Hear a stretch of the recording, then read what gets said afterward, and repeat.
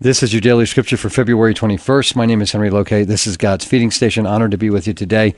We continue on in the book of Leviticus today, Leviticus chapters 11 and 12. And the Lord spoke to Moses and Aaron, saying to them, "Speak to the people of Israel, saying, These are the living things that you may eat among all the animals that are on the earth. Whatever parts the hoof and is cloven-footed and chews the cud, among the animals you may eat. Nevertheless, among those that chew the cud, or part the hoof, you shall not eat these. The camel, because it chews the cud, but does not part the hoof, is unclean to you. And the rock badger, because it chews the cud, but does not part the hoof, is unclean to you. And the hare, because it chews the cud, but does not part the hoof, is unclean to you. And the pig, because it parts the hoof, and is cloven-footed, but does not chew the cud, is unclean to you. You shall not eat any of their flesh, and you shall not touch their carcasses. They are unclean to you.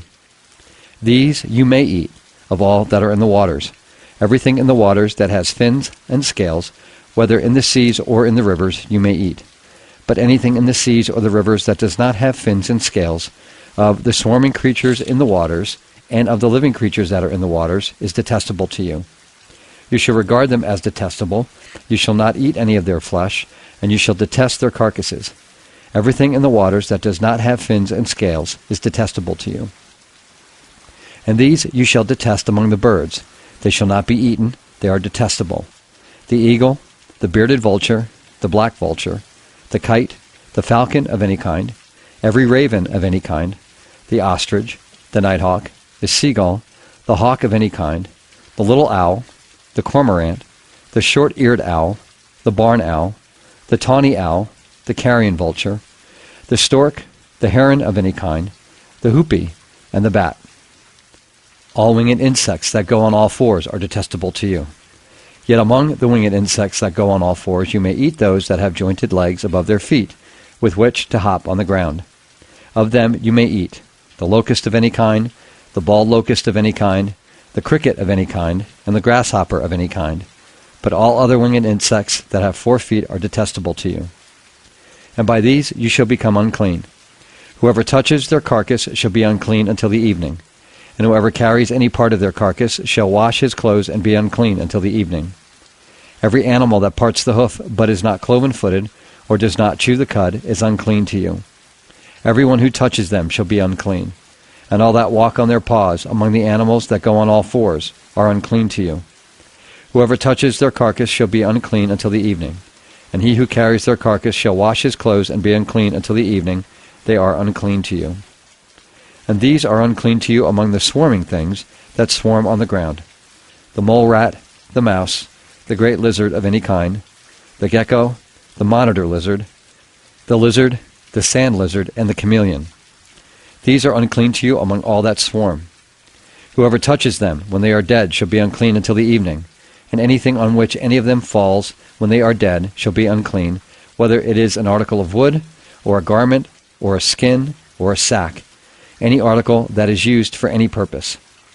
It must be put into water, and it shall be unclean until the evening. Then it shall be clean. And if any of them falls into any earthenware vessel, all that is in it shall be unclean, and you shall break it. Any food in it that could be eaten, on which water comes, shall be unclean. And all drink that could be drunk from every such vessel shall be unclean. And everything on which any part of their carcass falls shall be unclean. Whether oven or stove, it shall be broken in pieces. They are unclean, and shall remain unclean for you. Nevertheless, a spring or a cistern holding water shall be clean, but whoever touches a carcass in them shall be unclean. And if any part of their carcass falls upon any seed grain that is to be sown, it is unclean. But if water is put on the seed, and any part of their carcass falls on it, it is unclean to you. And if any animal which you may eat dies, whoever touches its carcass shall be unclean until the evening, and whoever eats of its carcass shall wash his clothes and be unclean until the evening. And whoever carries the carcass shall wash his clothes and be unclean until the evening. Every swarming thing that swarms on the ground is detestable. It shall not be eaten. Whatever goes on its belly, and whatever goes on all fours, or whatever has many feet, any swarming thing that swarms on the ground, you shall not eat, for they are detestable. You shall not make yourselves detestable with any swarming thing that swarms, and you shall not defile yourselves with them, and become unclean through them. For I am the Lord your God. Consecrate yourselves therefore, and be holy, for I am holy. You shall not defile yourselves with any swarming thing that crawls on the ground, for I am the Lord who brought you up out of the land of Egypt to be your God. You shall therefore be holy, for I am holy. This is the law about beast and bird, and every living creature that moves through the waters, and every creature that swarms on the ground, to make a distinction between the unclean and the clean, and between the living creature that may be eaten, and the living creature that may not be eaten. The Lord spoke to Moses, saying, Speak to the people of Israel, saying, If a woman conceives and bears a male child, then she shall be unclean 7 days. As at the time of her menstruation, she shall be unclean. And on the 8th day the flesh of his foreskin shall be circumcised. Then she shall continue for 33 days in the blood of her purifying. She shall not touch anything holy, nor come into the sanctuary until the days of her purifying are completed. But if she bears a female child, then she shall be unclean 2 weeks as in her menstruation, and she shall continue in the blood of her purifying for 66 days. And when the days of her purifying are completed, whether for a son or for a daughter, she shall bring to the priest at the entrance of the tent of meeting a lamb a year old for a burnt offering, and a pigeon or a turtle dove for a sin offering, and he shall offer it before the Lord and make atonement for her. Then she shall be clean from the flow of her blood. This is the law for her who bears a child, either male or female. And if she cannot afford a lamb, then she shall take 2 turtle doves or 2 pigeons, one for a burnt offering and the other for a sin offering, and the priest shall make atonement for her, and she shall be clean. Mark 5:21 through 43. And when Jesus had crossed again in the boat to the other side, a great crowd gathered about him, and he was beside the sea. Then came one of the rulers of the synagogue, Jairus by name, and seeing him, he fell at his feet and implored him earnestly, saying, My little daughter is at the point of death. Come and lay your hands on her, so that she may be made well and live. And he went with him. And a great crowd followed him and thronged about him. And there was a woman who had a discharge of blood for 12 years, and who had suffered much under many physicians, and had spent all that she had, and was no better, but rather grew worse. She had heard the reports about Jesus, and came up behind him in the crowd, and touched his garment. For she said, If I touch even his garment, I will be made well. And immediately the flow of blood dried up, and she felt in her body that she was healed of her disease. And Jesus, perceiving in himself that power had gone out from him, immediately turned about in the crowd and said, Who touched my garments? And his disciples said to him, You see the crowd pressing around you, and yet you say, Who touched me? And he looked around to see who had done it. But the woman, knowing what had happened to her, came in fear and trembling, and fell down before him, and told him the whole truth. And he said to her, Daughter, your faith has made you well. Go in peace and be healed of your disease. While he was still speaking, there came from the ruler's house some who said, Your daughter is dead. Why trouble the teacher any further? But overhearing what they said, Jesus said to the ruler of the synagogue, Do not fear, only believe. And he allowed no one to follow him except Peter and James and John, the brother of James.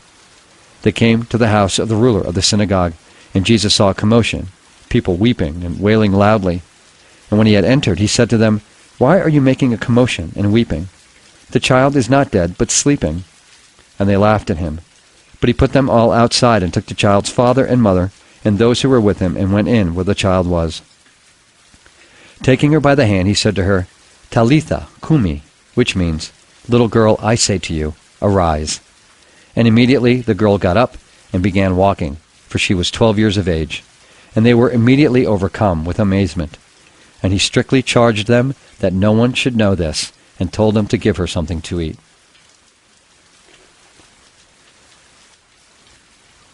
Psalm 38, a psalm of David for the memorial offering. O Lord, rebuke me not in your anger, nor discipline me in your wrath. For your arrows have sunk into me, and your hand has come down on me.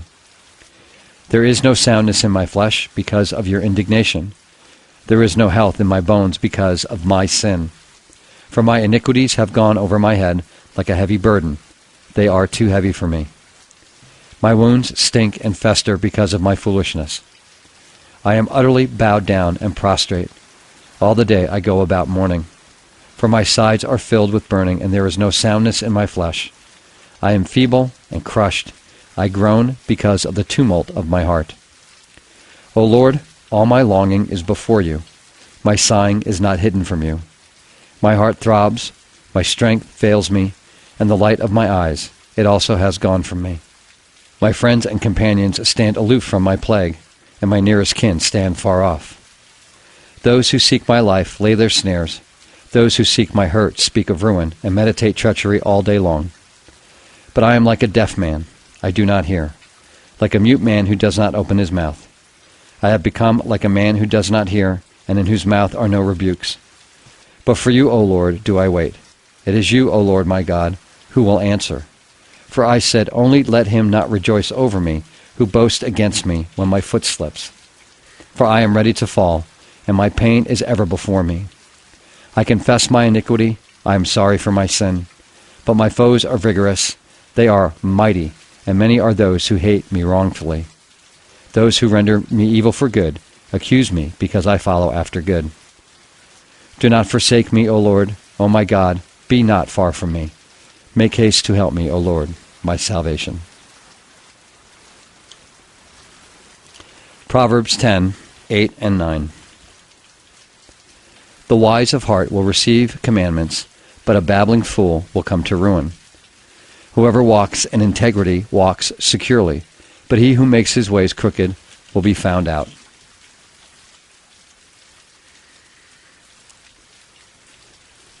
In Mark today, I want you to notice that there's no time constriction on Jesus. Right? It doesn't matter that he stops to deal with this woman and deal with that situation. It has no bearing on what will be the final disposition of Jairus' daughter. That's what came to me as I was reading this today. There's no, the worldly timeline, this linear thing that we deal with on a daily basis, has no bearing on anything that God does. Right? Aside from, he's not, let me put it this way, he's not under any restriction of it, as we are. So, and Lazarus is another great example of that. Lazarus was in the grave 3 days, I think, if my memory serves me right, and it made no difference. Jesus got there when he got there and raised him from the dead. And that's the thing. There is nothing that has power over Jesus. There is nothing within the confines of God's creation that controls him. It's like, man, the Sabbath was made for man, not man for the Sabbath. So there are no constraints over life and death when it comes to God and how he deals with things. Right? Life and death as we know it, I think we get it all wrong. I really do. I think the end of this bodily form is it's a passage to whatever the next is. Right? And what the next is depends on whether you're in Christ or you're not. And so that's why I think there's no time limit on when Jesus can act and how long it takes him to act or do whatever he needs to do by the power of God. There's no time restriction on him at all. And so, for us, I think understanding that and coming to realize that, I think, helps us, because I think then we know that we just lift up our prayers and our supplications, and God will deal with them in his good time. But it may not necessarily be in the timing that we like, or as soon as we like, or to our understanding of how it all works for God, because it's outside our timeline, our linear timeline. So I think, I think we would do well to remember that and just know that God can do and God will do what God's going to do. Hope you're having a great day. God willing, we'll talk again tomorrow. Take care. Bye-bye.